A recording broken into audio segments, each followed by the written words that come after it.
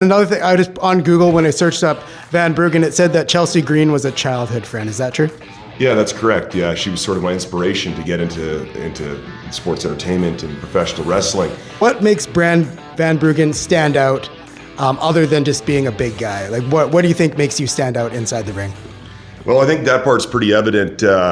Not only am I big and muscular, I stand at 7 feet tall and I weigh 305 pounds on a light day, but I've got the facial expressions. I can talk to the people, I can connect to the people, I can create moments. It's not about the moves, it's about the moments. Because I can attest to that, because last night we were at the show and you had one hell of a line going with the fans, and you took time to talk to everybody. I thought it was really amazing that you have that connection with the fans. How important is it to you to keep that connection with the fans going, things like that? Well, to be completely honest, that's kind of why I do it, and that's the greatest honor of all. Welcome to Backstage Pass. This is a very special Backstage Pass because we have the 7 foot tall giant. This guy's 7 feet tall, 305 pounds. Look at the size of this guy. He is Van Bruggen, and he was here last night here at Primetime, and he's going to be here again tonight at the Prince George Civic Center. He's had an amazing career so far, and we're excited to see him here in Primetime. Van Bruggen, welcome to Backstage Pass. Well, thanks a lot for having me. I appreciate you having me on the show here today. I'm not sure what you guys think, but it might be time to take off the old sunglasses. It's too bad you only have one eye to see these crystal green, beautiful globes of fury. Now, what do you want to chat about here today? Well, the first question I have is, a lot of people see your size and they think this is amazing. This guy's got everything. He's attracting all these people. He's having fun with the fans. It's a gift, but can it sometimes be a curse because now you got a target on your back? Is that sometimes a curse to be this big? Well, certainly not much of a curse. Any challenge that comes my way, I face it head on. I've always done that my entire life. The bigger, the better. The more, the merrier. Come one, come all. I'll take you all on, and I'm looking forward to the best in the business in future matches here at Primetime and elsewhere across North America. Awesome. So it's not a curse. Definitely not. Okay. So big guys usually use intimidation. What makes Van Bruggen stand out, other than just being a big guy? Like, what do you think makes you stand out inside the ring? Well, I think that part's pretty evident. Not only am I big and muscular, I stand at 7 feet tall and I weigh 305 pounds on a light day, but I've got the facial expressions. I can talk to the people, I can connect to the people, I can create moments. It's not about the moves, it's about the moments. And that's what I'm good at doing, creating moments for people. And I think that's what sets me apart from these other large men that are just big, scary bodies out there, smashing and crushing people. There's a lot more to me. I'm a lot more complicated than that, and I do take great pride in that. So yeah, because I can attest to that, because last night we were at the show and you had one hell of a line going with the fans, and you took time to talk to everybody. I thought it was really amazing that you have that connection with the fans. How important is it to you to keep that connection with the fans going and taking the time to sign autographs and things like that? Well, to be completely honest, that's kind of why I do it, and that's the greatest honor of all. Every single one of those people waiting there, the little kids to the parents to the elderly, I've got time for you guys. And if I had to stay there till 3 a.m. to take pictures and sign autographs, I would.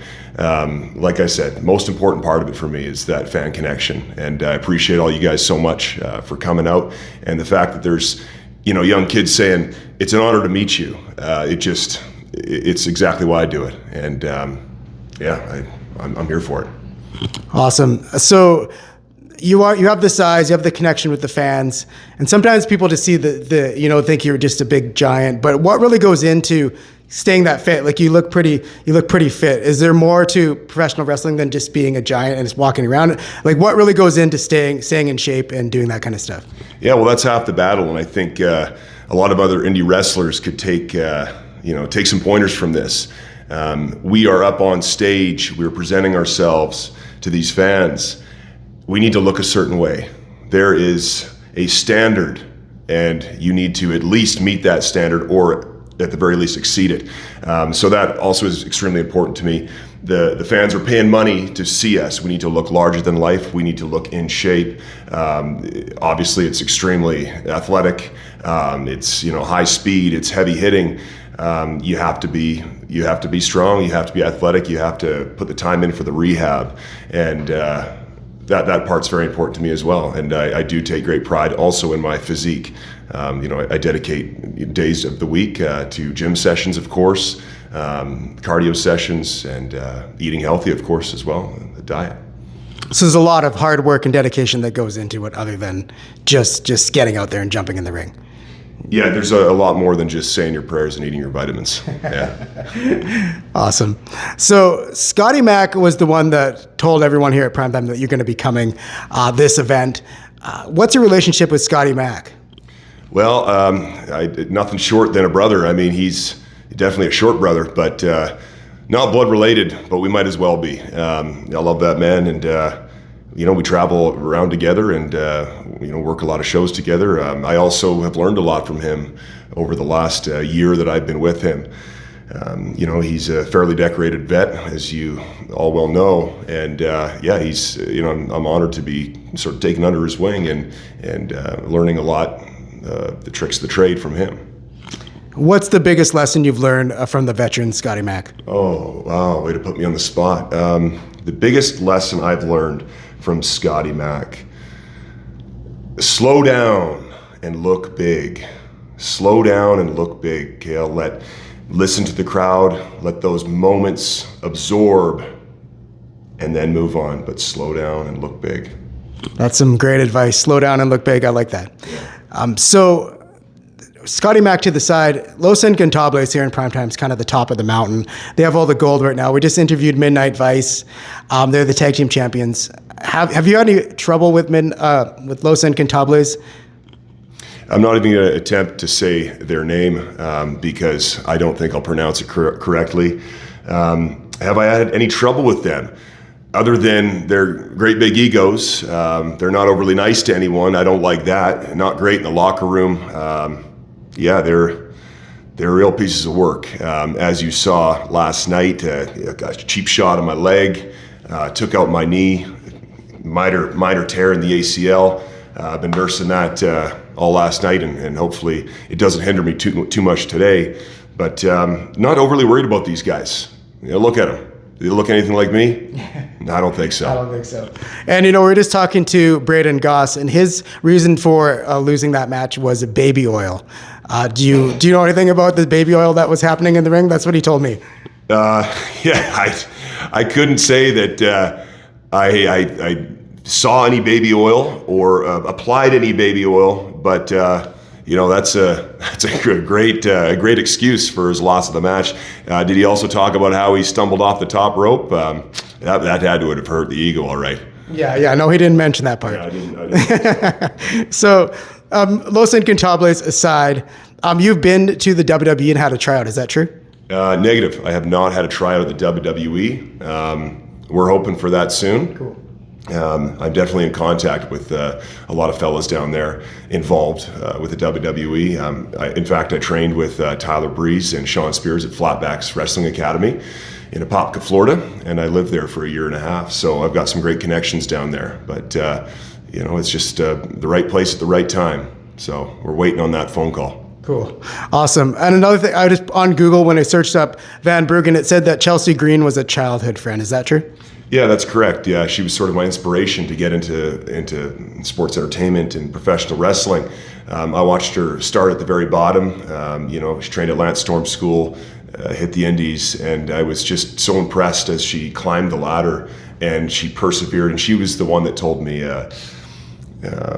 wrestling rewards those who stick around, and she's living proof of that. Look at her now. She's a worldwide superstar, and one of the most incredible women I've ever met, other than my wife, of course. But she's an amazing human being, and she's inspired me to really, take this head on. And I'm able to believe in myself because of watching her and what she's said to me in the past. So. That's awesome. Can I ask what the biggest lesson was that you learned from Chelsea? The biggest lesson I learned from Chelsea, I think it's wrestling rewards those who stick around. Like, if it wasn't for her saying that, I would have, retired from indie wrestling maybe a year ago. WWE's not going to pick me up. I thought it was going to happen a lot sooner. It's very humbling, and there's a lot of competition out there, right? So to watch her journey and have her words of encouragement, that's, I'd say that's probably the most impactful statement she made. However, there's one other thing I wanted to say. Gangrel probably had the ultimate quote of all time. He was coaching me down in Miami, and he said, "The journey is the jewel." It's not about getting there to the WWE. It is the journey that is the true jewel, and that is why we do it. And it's days like today, it's nights like last night, it's traveling on the highways to get to Prince George and wherever else we wrestle in North America and across the world. The journey is the jewel. I like that. The journey is the jewel. Is there a lot of struggles being on the road and, going across Canada and North America? Is that a struggle sometimes that people don't see in professional wrestling? Oh, for sure. But that's, usually where the best memories are made, out there on the road with the boys, between breakdowns and bad weather and whatever else. It's an incredible experience. But crossing the border can be difficult, depending on who you're with. And U.S. immigration can be tough on Canadians if you spend a little bit too much time down there. So that caused a few issues for us, but we worked through those, and we've got immigration lawyers now, and we're looking at getting back down there fairly soon. Awesome. So back to Primetime. What are your plans here at Primetime? Are you planning to just stick around and hang out and do some matches, or are you planning on taking some gold from Los Intocables? Well, I'd happily take some gold from Los Intocables, happily. So yeah, give me the match and I'll succeed like I always do. And I think the gold belongs around my waist. It's pretty evident. Doesn't take rocket science to see that. Nobody stands a chance. Nobody's my caliber. I don't mean to be too cocky, but that's the long and the short of it. So do you see anybody in that locker room that could be a threat to Van Bugen? No, absolutely not. No, 0% chance. Yeah. All right, so there's no threats in the locker room for Van Bugen. He's here to dominate and take over Primetime Wrestling. One last thing, what would you say to the Primetime locker room if you had a chance to say anything to them? Get in the gym, boys. Get in the gym with Van Bugen. Van Bugen says get in the gym. And I guess Primetime's been put on notice to raise the standard and get in that gym and be as huge and large and in charge as Van Bugen.